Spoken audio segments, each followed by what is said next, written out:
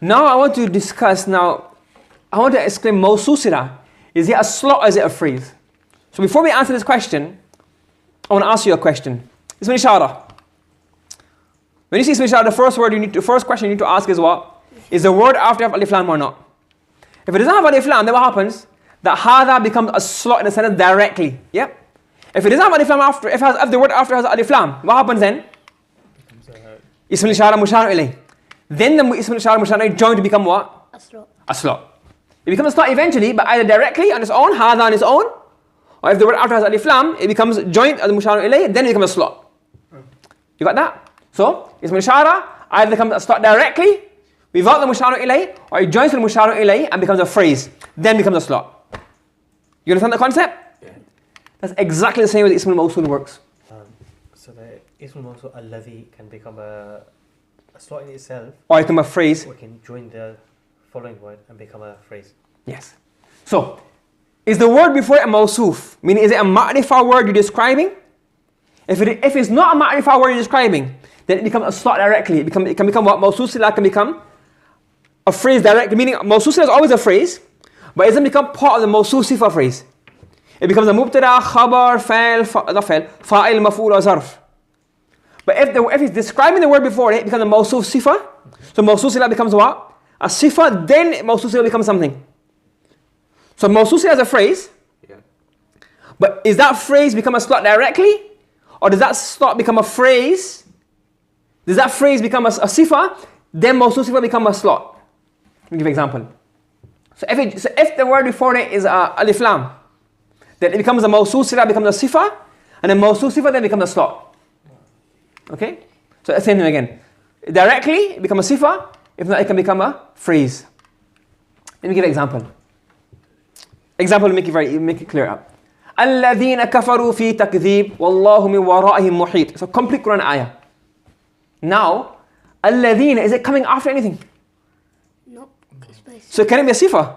No. Of what? It becomes mawsul sila somewhere. But mawsul sila becomes what? A sifa? No, it's not going through a sifa. It's directly becoming what? It's a slot. Slot meaning it's becoming what? A mubtada, khabar, a fa'il, or maf'ul. So is this jumla ismiya, jumla fi'liya? Jumla ismiya. Mubtada? Alladhina. Not on its own. Alladhina. Because mawsul on its own is nothing. It is a sila. Then the mawsul sila becomes something. Oh, okay. So So it's not like hada where hada can become a mubtada. no. Because alladhina means who. Okay. If I say who came for the question, which came? You get what I'm saying? So alladhina, then you have to look for the الذين كفروا is مبتدا. is mubtada, and the rest becomes what? خبر. Khabar. So alladhina kafaru, then it's made of what now? Mawsul, that becomes Sila. sila. And the sila becomes what? What's sila made up of? A sentence, so fa'il fa'il. And this mawsul sila is directly a mubtada. It's not becoming a sifa. Do you understand? Yeah. As opposed to the earlier ones. And the jar, majroor, becomes a khabar. Translate it now. Takdhib means denial. Kadhaba yukadhibu, to reject, to deny. So takdhib means denial. Translate it now. What does كفروا mean? Came before kafara yakfuru kufranan, to disbelieve. So those who disbelieve Those who disbelieve is or are fi takdhib. So those who disbelieve are in rejection. are in rejection or are in denial. Those who disbelieve, What does denial mean? they don't want to accept the Prophet ﷺ. They know he's the truth, but they say, no, we don't believe it. You understand? Make sense? So those who disbelieve, that's why this is the relative clause. Those who disbelieve are in denial. How? So this is all yours. Bismillah. Jumla ismiya, jumla fi'liya? Ismiya. Ismiya. Mubtada was the khabar. أولئك الذين So, ulaika is the mubtada. On its own. Word after have alif lam? No.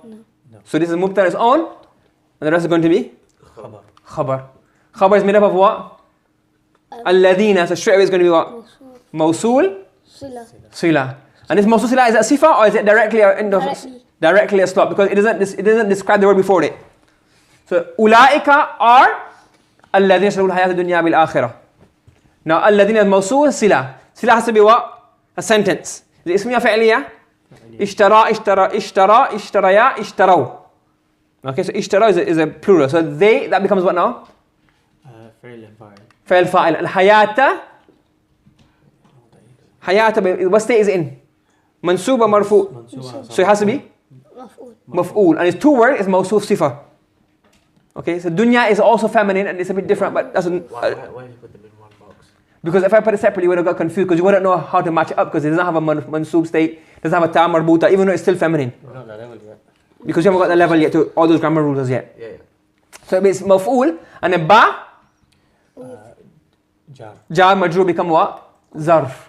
And this is made up of mawsuf sifa, this is made up of jar majroor. So mubtada is khabar, try translating it. Ulaika means hada, hadani, haulai. So ulaika, those people, those, who. no, not who.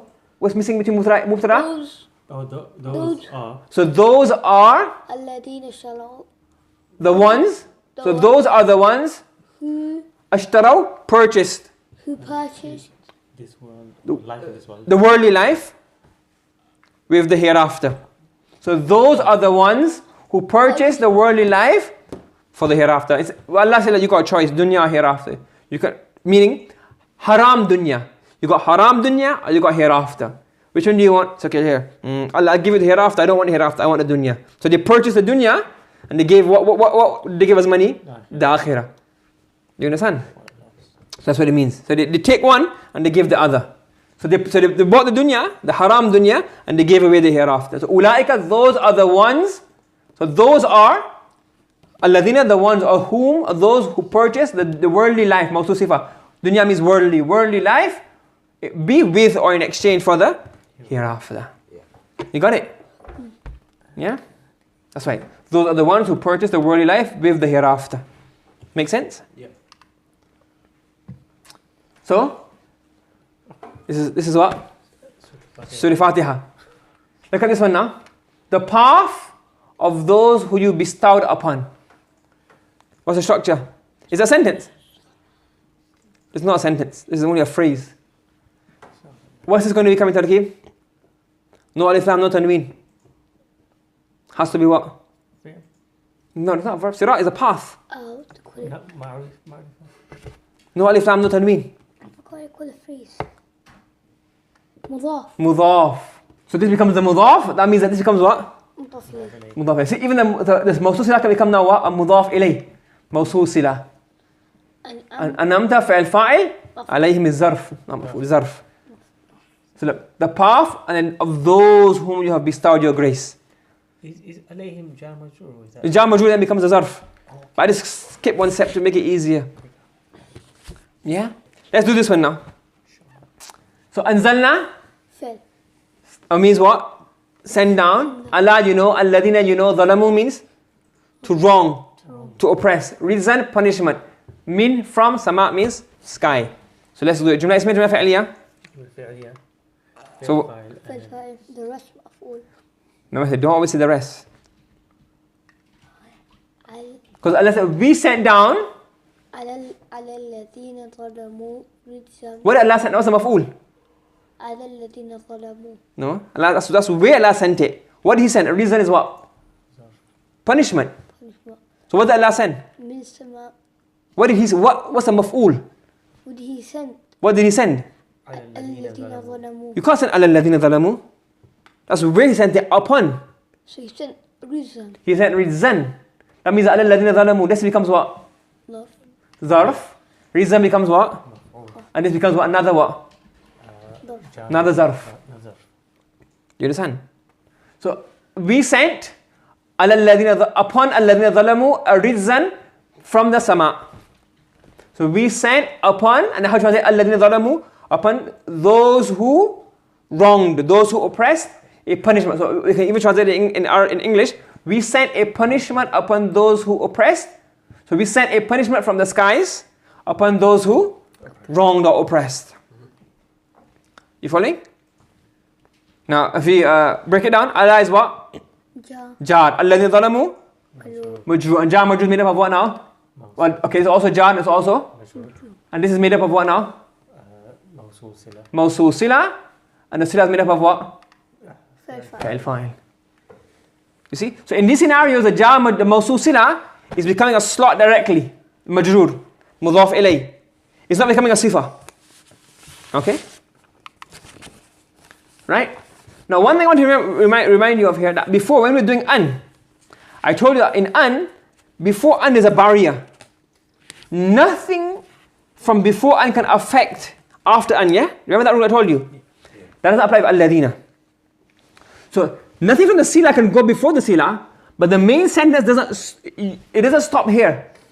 The main sentence can still carry on after that. This is a maf'ul of that. This is the zarf of that. In an, once you start an, you can't bring anything from here and link it to akhafu. It stops at un. Yes, an, when you have this an, then everything after that links back to maximum. It can't go back here. You can't say, oh, this is unfinished, and then something starts and links back to akhafu. In alladina and mawsul sila, you can't do that. I sort of clarify that for you. Yeah? Like opposites. Not opposite, but they have that as one difference between them. So, a summary is, the sifa, when it comes to a sentence, it can be what? If it comes after a nakira word, that sentence becomes a sifa what? Directly. There's no need for alladhi. Okay, like for example, غُرَابًا يَبْحَثُ فِي الْأَرْضِ. The example we gave before. And if it's a ma'rifa word, then you have to put what? Alladhi. Then the mawsul sila then becomes the sifa. Correct? So a sifa, the sentence that come two ways. One is directly without alladhi when it's after nakira word, or with alladhi when it comes after a ma'rifa word. Maybe موصول صلة. Yeah. Mawsul sila becomes the sifa. Then the mawsul sila can be used in two ways. It can be used as a sifa, mawsul sila becomes the sifa of that ma'rifa word. Like how we were discussing before. But in this hadha can come part of a phrase or without a phrase. Similar with mawsul sila, they can become a mawsul sila can become joined to become a sifa, or they can become directly, without becoming a sifa, directly become what? A mubtada or a khabar or a fa'il or a maf'ul or a majrur, etc. Make sense? As I said again, it's very limited practice. This is ideal for that person who already studied it and want to refresh, or for us as an introduction. And then inshallah, once we finish this book, we've only got 1-2 lessons left. Once we finish that, we'll go through the whole thing again, but with exercises. Okay? Then you get a chance to write out and do the keys and transition on your own inshallah afterwards. Okay, have you got any questions regarding what we've done so far? No. No? Is it clear? Yeah? It's just repeating it. Repeating it, refresher, practice, inshallah. Once we get that done, we'll be okay inshallah. Yeah, but you've understood so far the concept? Yeah. Okay? Subhanallah bihamdi subhanakallahumma wa bihamdika. Wa nashhadu an la ilaha illa anta wa nastaghfiruka wa natubu ilayk.